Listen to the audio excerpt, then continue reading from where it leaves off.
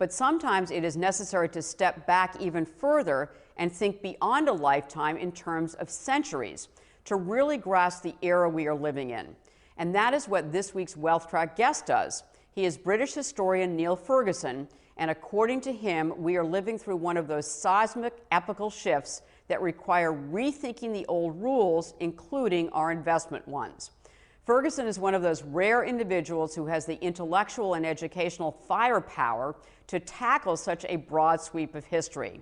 And as you will see in a moment, he also has the gift of gab to bring it alive.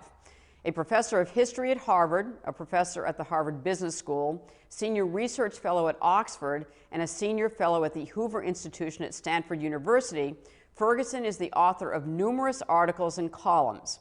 A recent one became the cover story of Newsweek. He has also authored several books, including The Ascent of Money, which was turned into a PBS special, and his soon-to-be-published Civilization, The West and the Rest. Over the past 500-plus years, the West, Europe, and later the United States, have come to dominate the world stage, economically, politically, and militarily. As these charts illustrate, as of 1500, the so-called motherlands of Europe, Austria, Belgium, France, Germany, Italy, Netherlands, Portugal, Spain, Russia, and the United Kingdom, had a mere 10% of the world's territory, only 16% of the world's population, but even then contributed 43% of world GDP. By 1913, the dominance of the West was overwhelming.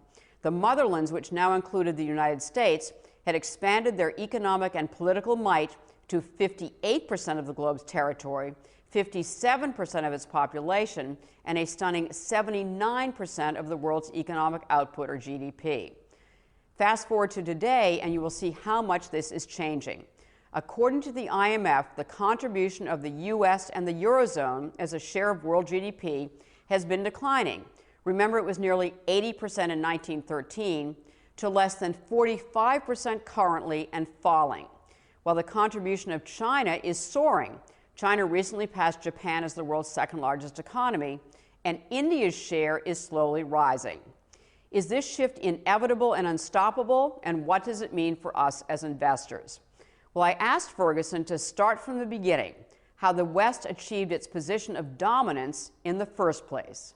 Well, it is an amazing story, actually, because if you'd gone on a world tour, say, back in 1411, let's turn the clock back 600 years, you would not have predicted that tiny, nasty little warring kingdoms in Western Europe would take over the world. I mean, you'd have been much more impressed by Ming China or by the rising Ottoman Empire. And if you'd gone to London, you'd have thought, ugh, sort of small, smelly, plague-ridden, and constantly fighting with one another. I mean, the West Europeans did not look like the future world leaders. Right. And the story of pretty much 500 years from the mid-15th century until our time was the story of Western ascendancy.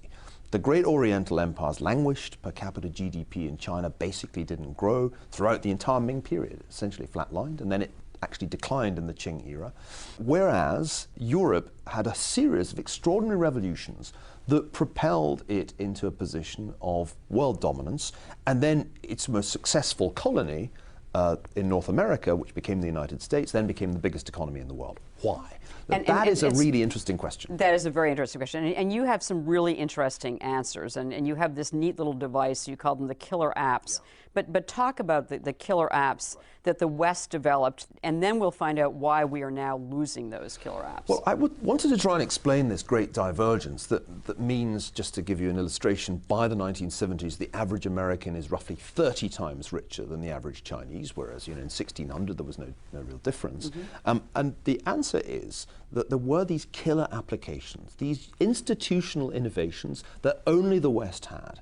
Let me rattle them off, mm-hmm. just because 6 is a lot. Number one, competition. The idea that in the political and economic sphere, there shouldn't be monopolies on power. There shouldn't be just one emperor who controls the whole of Europe, economically and politically. Europe's very fragmented, and not only is it fragmented between multiple states, within these states, there are lots of competing institutions. The very first modern corporation is the Corporation of the City of London, and the King of England really doesn't control it. So that's number one, competition.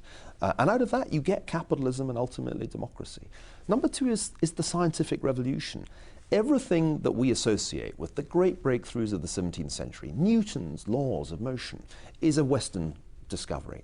There is absolutely no contribution to the scientific revolution from outside the Western world. So that's a second pretty crucial killer application. Neil, why? I mean, why was that the case? The printing press. The printing press is banned in the Ottoman Empire. You can't actually ask questions in a Muslim empire about the will of God, because that's inscrutable, and it's sacrilegious to try to work out the laws of motion that govern the movements of the planets. In Europe, the church tried to restrain Galileo when he observed, for example, that the planets are not ordered as the church had taught, and the world is not at the center of the universe. But the church wasn't powerful enough, where it actually was possible for the clergy to silence those who wanted to explore optics and the laws of astronomy in the Eastern world. So the scientific revolution is a really crucial killer application. It's a killer application literally because once you understand the laws of motion, your artillery becomes accurate. Simple as that. Benjamin Robbins writes a book about gunnery. From then on, Western guns basically hit the target. And if you don't know the laws of motion, it's just luck if you hit the target. So that's number two. Right. Number three is private property rights as the basis for the rule of law. Now, we usually think democracy is a killer application of the West. I think democracy is a luxury good that you can have once you have the rule of law and secure private property rights, and once representative government on the basis of that system is well established. So I would say the killer app, which is very successful in the United States, is the idea that the citizen who's free is free partly because he or she, or mainly he actually, is a property owner. That's John Locke's killer app, and it's hugely successful. And by the way, they don't have that in South America, settled by Europeans, but completely different in its social and economic structure. Now, I'll rattle off the other three quickly because they're simpler. Four is just modern medicine. Modern medicine. You know, if you can double human life expectancy and make people healthy, not surprisingly, you're going to do better than everybody else. And that's really the story of the late 19th century. The consumer society. Why have an industrial revolution, which is all about making loads of clothes really cheaply, if people don't want to have loads of clothes? Now, the fact that the wardrobes of our teenage children are bulging with clothes tells you practically all you need to know about why the Industrial Revolution happened. It happened because a consumer society had already arisen in the 18th century, which the Industrial Revolution satisfied and continues to satisfy. It looks like the human appetite for clothes is almost infinitely elastic. And, you know, no question about it's that. Interesting that that's true because the human appetite for a lot of other things isn't. The Dutch East India Company was in the spice trade, and the British East India Company was in the textile trade. And guess which did better?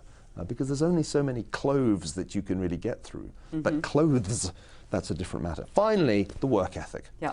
Western people worked longer hours, they worked harder, and that really is one of the key reasons that the West forged ahead. Max Weber claimed, I think wrongly, that this was to do with Protestantism. But, you know, on close inspection, many people in the West who weren't Protestants had the work ethic, Jews, for example. But the work ethic definitely was a part of the story. These are the 6 killer applications, and I can't think of a better explanation for Western predominance than those 6 things. All right, so 500 years in, we have basically applied those killer apps. We've gotten to where